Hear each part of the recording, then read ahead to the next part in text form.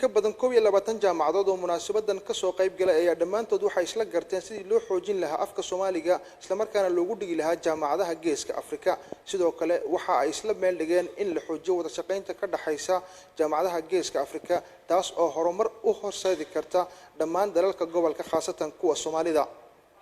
weeyaan horta sidaad sheegtay haday maamulku ay isbartaan ardayda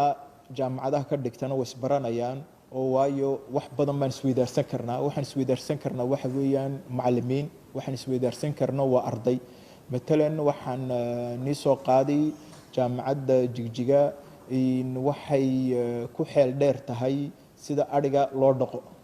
oo iyo geela marka arday jaamacadda Djibouti haduu doonayo inuu soo barto khibradaasi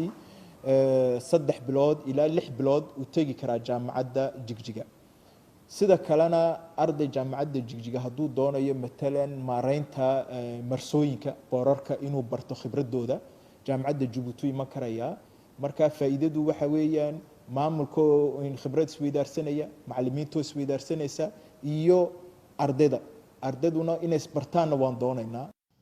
ugu dambeyn gudoomiyaasha jaamacadaha dhulka Soomaalida ayaa waxa ay ku dhawaaqeen inay yeeshaan urur ay ku midaysan yihiin jaamacadaha ku hadla luqadda afka Soomaaliga waxaana ay kala saxeexdeen wada shaqayn guud oo ay yeelanayaan taas oo ay isku dhaafsan doonaan macallimiinta iyo ardayda si loo xoojiyo loona wadaago aqoonta guud Maxamuud Cusmaan Bulxaan